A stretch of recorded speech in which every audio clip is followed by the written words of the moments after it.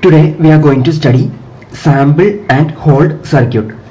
This sample and hold circuit samples an input signal and holds onto its last sampled value until the input is sampled again.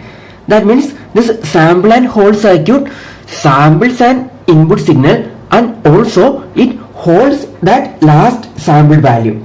Hence the name sample and hold circuit.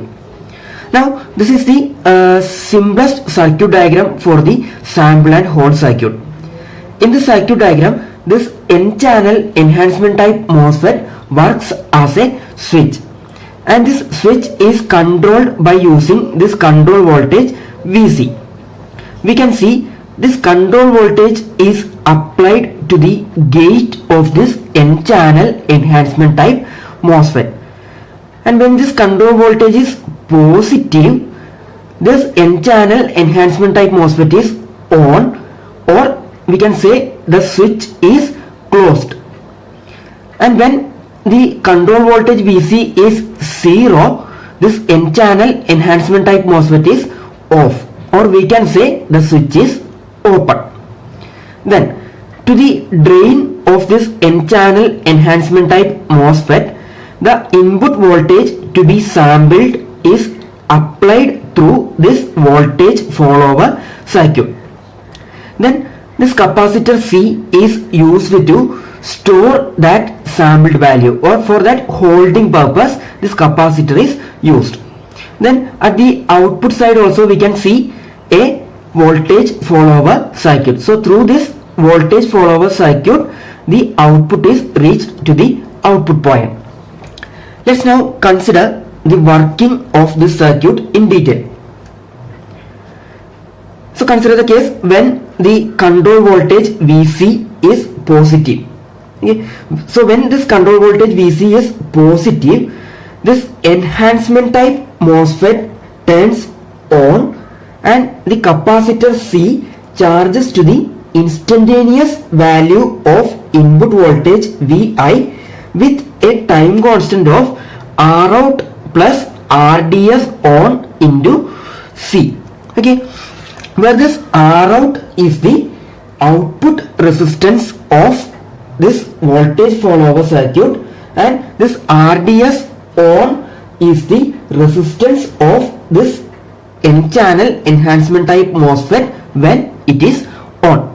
Okay, that means when this control voltage Vc is positive, this N-channel enhancement type MOSFET is on, or we can say this switch is closed. Okay, so this input voltage will reach this capacitor C through this voltage follower and through this N-channel enhancement type MOSFET. So in between this input voltage and this capacitor C, there is this voltage follower circuit and this N-channel enhancement type MOSFET.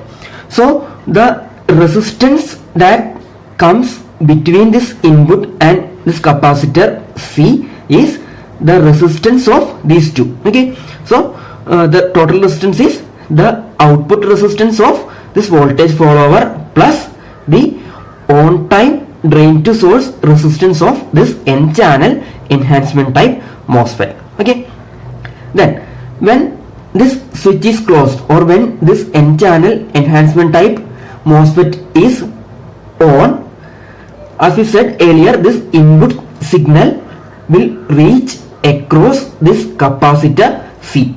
So the voltage across this capacitor will be equal to the instantaneous value of this input voltage Va. Okay, thus the input voltage Vi appears across the capacitor C and at the output through this voltage follower A2. Okay, so this A2 is a voltage follower circuit, so its output will be the voltage at its non-inverting terminal. And what is the voltage at its non-inverting terminal?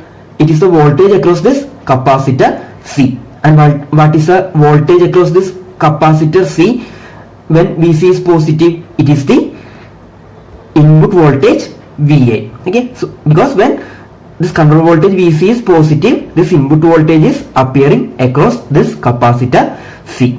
Okay, so when input voltage, when the control voltage VC is positive, this input voltage will reach the output. Okay, now during the time when the control voltage VC is 0, this N channel enhancement type MOSFET is off, or we can say this switch is open. Then the capacitor C is now facing the high input impedance of the voltage follower A2 and hence cannot discharge, and this capacitor holds the voltage across it. That means consider the instant when this control voltage goes to 0. When this control voltage goes to 0, this N channel enhancement type MOSFET goes to off state, or this switch is open. Okay, so there is no current flow from the capacitor through this N channel enhancement type MOSFET, because this N channel enhancement type MOSFET is off, or here it is an open circuit. Okay, so there is no current flow from capacitor through this N channel enhancement type MOSFET. And when we consider this direction, here the high input resistance of this op-amp comes. So due to this high input resistance of the op-amp, the current cannot flow into this op-amp. Okay, so there is no current flow from capacitor through this N channel enhancement type MOSFET, and also there is no current flow from this capacitor through this op-amp. Okay, so there is no discharging.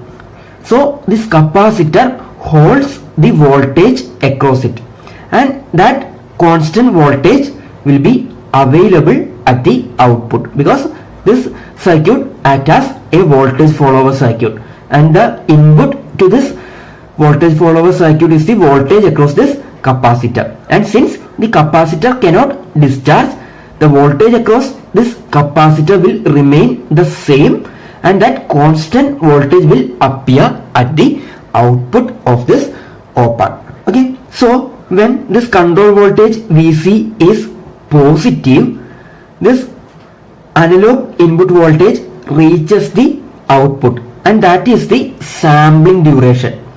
And when this control voltage VC is 0, this N channel enhancement type MOSFET is off, and the voltage across this capacitor is constant, and that constant voltage appears as the output. And what is that constant voltage across this capacitor? It is the input voltage value at the instant the control voltage changes to -0, because when the control voltage was high, this input voltage was appearing across this capacitor C. Okay, so when the control voltage changes to 0, the voltage across this capacitor will be that value of input voltage Vi at the instant when this control voltage was changing from high to low, or when it was changing from positive to 0. Okay, so this is the working of this sample and hold circuit. So we can see when the control voltage is positive, it samples the input signal, and when the control voltage is negative, that holds that last sampled value in the capacitor. So it is called a sample and hold circuit. Let's now consider the working with the help of waveform. So this is the input and output waveforms for this sample and hold circuit.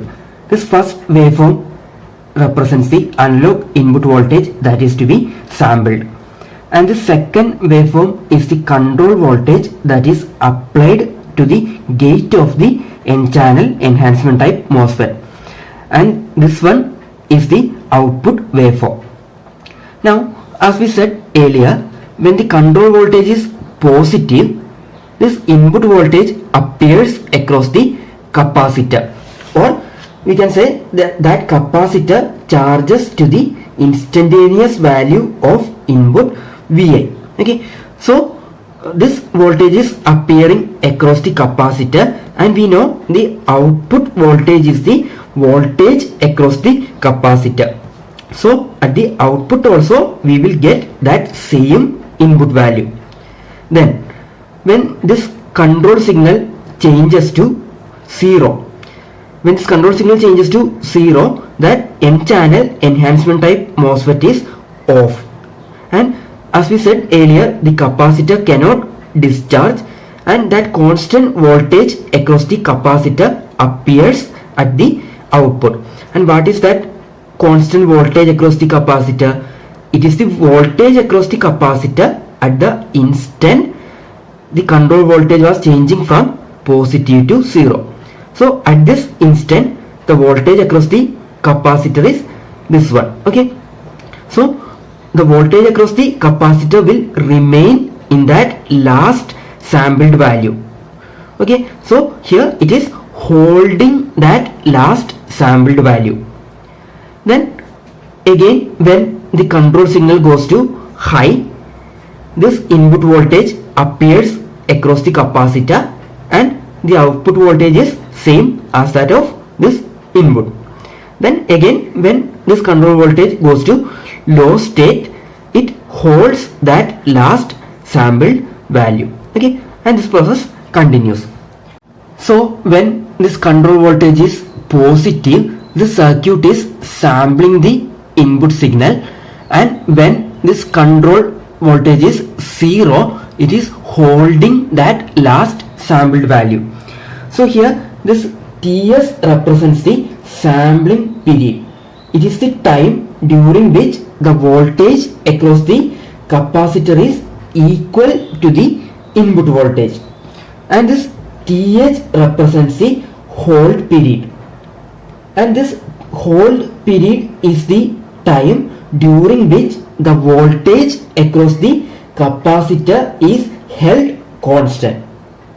Then the frequency of the control voltage should be kept higher than the input so as to retrieve the input from the output waveform, and the frequency of the control voltage should be at least twice as that of the input voltage. And this is the sampling theorem, that sampling frequency should be 2 times greater than the frequency of the input signal to be sampled.